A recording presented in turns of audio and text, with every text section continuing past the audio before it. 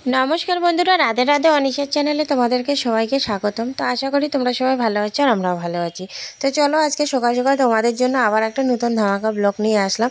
আশা করি তোমাদের অনেকটাই ভালো লাগবে। তো স্কিপ না করে পুরো ব্লগটা দেখবে। তো দেখো, সকাল 7টা বাজে আমি ব্লগটা স্টার্ট করলাম। তো সকালবেলা দেখো এত সুন্দর শীতের বেলা ঝিকিমিকি রৌদ্র উঠে গেছে। তো পূর্ব দেখতে দেখতে আমাদের খুব সুন্দর লাগতেছে, যেমন একটা সিনারির মতো লাগতেছে।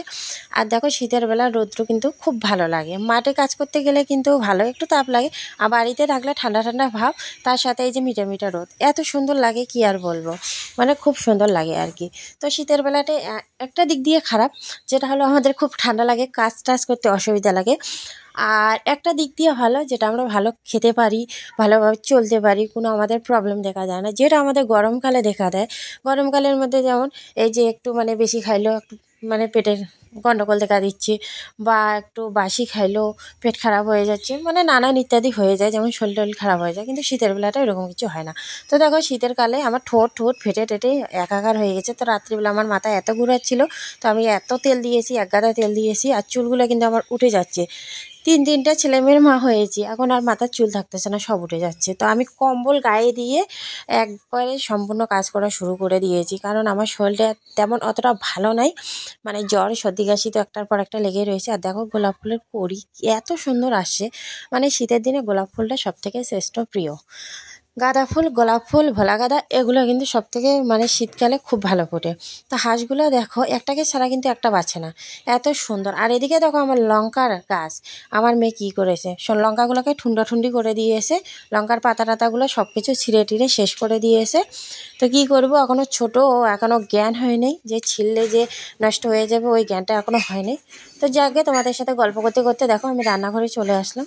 তো রান্নাঘর এখন ঝাড় দিয়ে নিচ্ছি, কারণ আমাদের নারীদের সব থেকে বড় কাজ হচ্ছে এটাই, যে সকালবেলা ঘুম থেকে উঠো, বাসি ঘর ঝাড় দাও, বাসি উঠান ঝাড় দাও, গ্যাসের টেবিল মুছো, উনান মুছো, মানে যাদের বাড়িতে গরু আছে গোবর ফেলো। আমার বাড়িতেও গরু ছিল, কিন্তু এখন আমার বাড়িতে গরু নেই, তার কারণ যখন আমার মেয়েটা পেটে ছিল তখনই আমরা গরুটা বিক্রি করে দিয়েছি।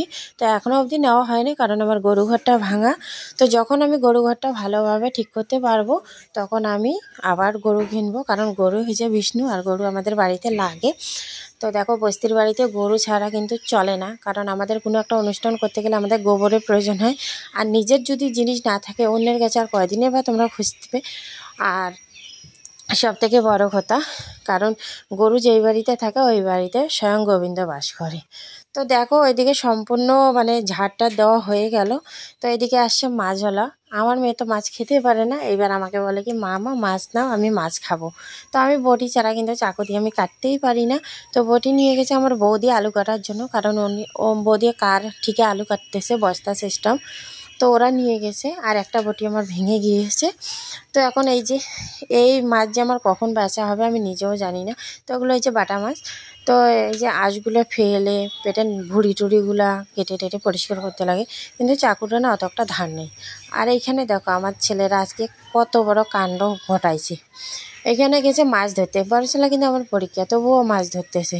আর ছোটো ছেলেও গেছে শিঙি মাছ না কী মাছ ধরতে গেছে, ওর হাতের মধ্যে একবারে দিছে কাঁটা বেঁধে। তো এত পরিমাণে মানে রক্ত বার হচ্ছিলো, আর শিঙি মাছ যাকে মানে কাঁটা বেঁধে দেয় তার এত পরিমাণে ব্যথা হয় কি আর বলবো। দেখো আমার ছেলের অবস্থা কি, মানে ও পড়ে যাবে ঢলে ঢলে, এরকম অবস্থা হয়ে গেছে।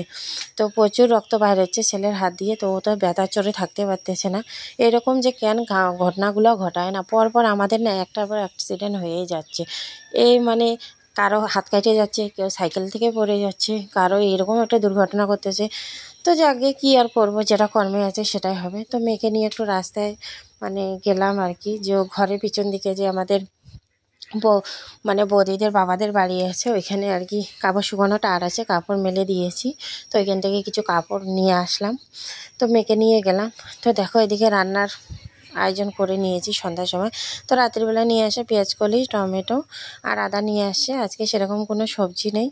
তো রাত্রিবেলা মানে সকালবেলা যে মাছগুলো কিনেছি ওই মাছগুলো দিয়ে টমেটো দিয়ে বেগুন দিয়ে ওদেরকে ঝোল বানায় দিচ্ছি। আর আমার জন্য যে কোনো একটা ভেজে নিব এখন।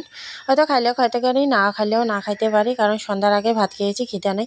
তো দেখো আমি রান্না করতে করতে এদিকে আমি গ্যাসটাও পরিষ্কার করে নিচ্ছি, কারণ এটা আমার অভ্যাস। কখনো যদি শরীর টরীর খারাপ থাকে মুছি না, কিন্তু যখন ভালো থাকি তখন এই যে এরকম করে আমি এদিকে রান্নাও করব, সব কিছু মুছে টুছে পরিষ্কার করে নিই, তাহলে আমাদের কাজটা এগিয়ে যায়। আর এদিকে আমার মেয়ের অবস্থা দেখো কি হয়েছে। ওকে ভাত খেতে দিয়েছি, ও ভাত না খেয়ে কাপের মধ্যে ঢুকাচ্ছে। তো এই মেয়েটা যে আমার এত দুষ্টু কেন হয়েছে কে জানে।